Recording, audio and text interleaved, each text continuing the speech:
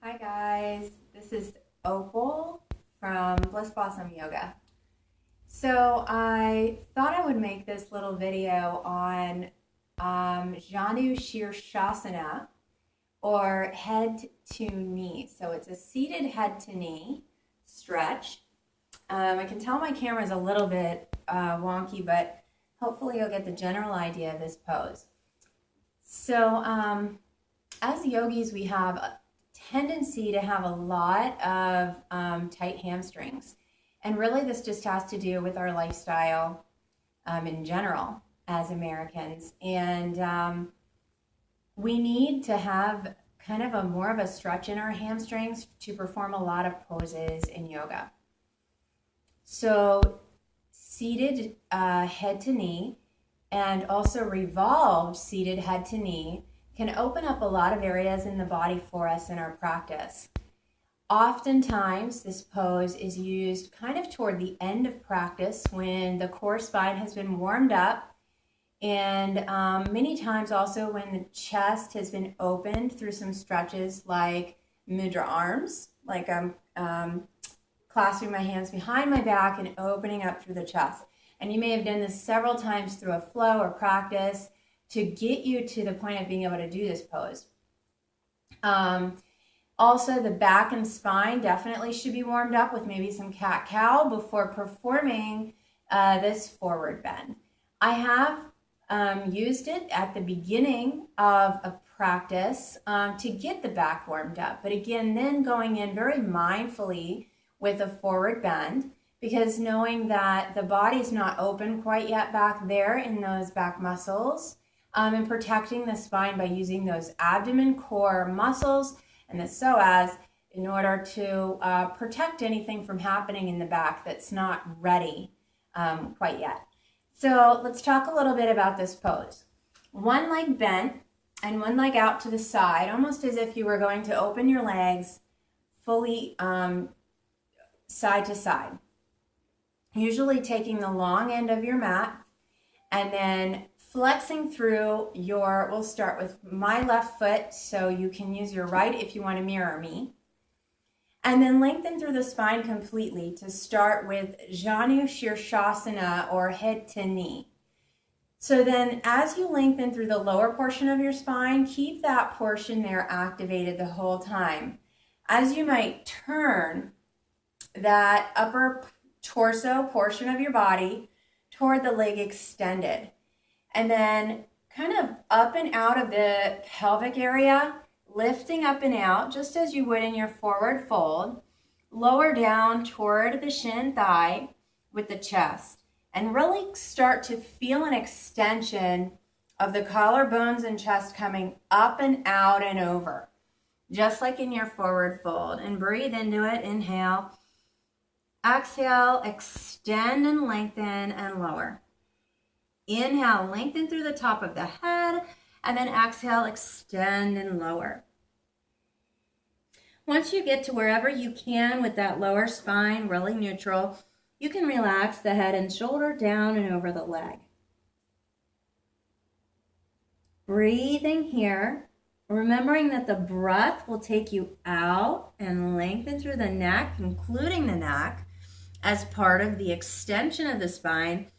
And then exhale, allow everything to soften a little more, including the skin of the back and the skin over the shoulder blades.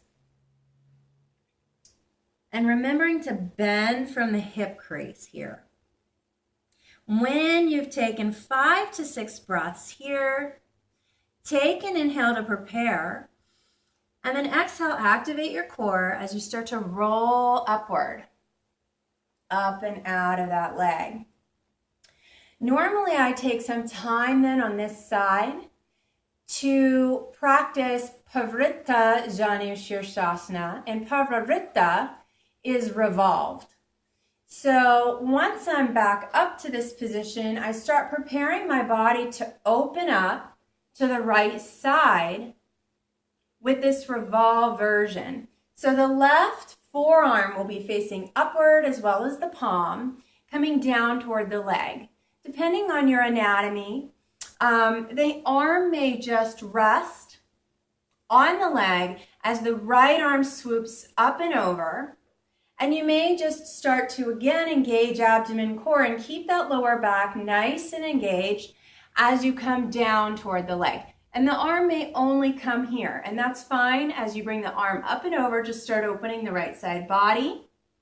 You might cradle the neck if this feels like too much on the head.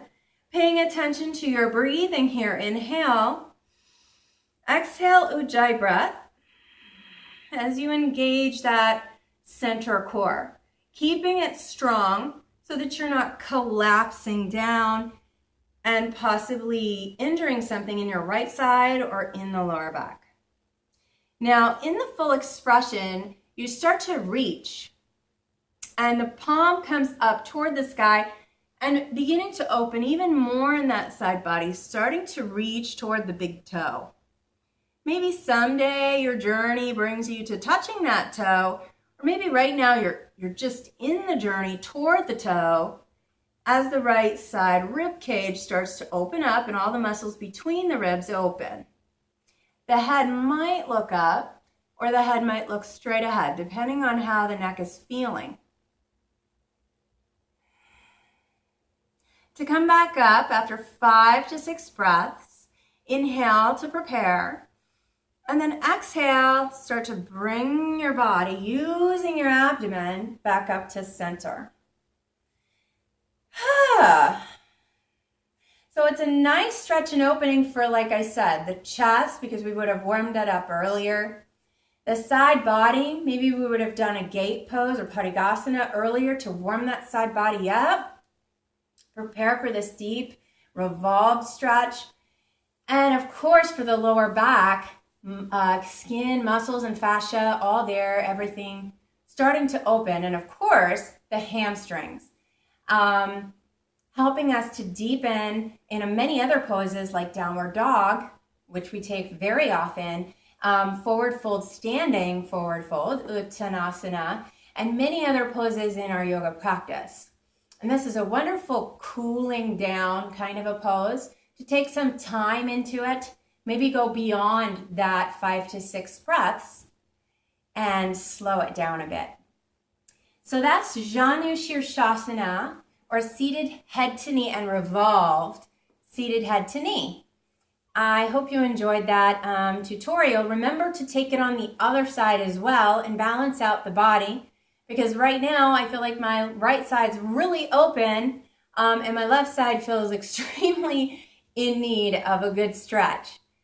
So I hope that you've enjoyed that. Enjoy your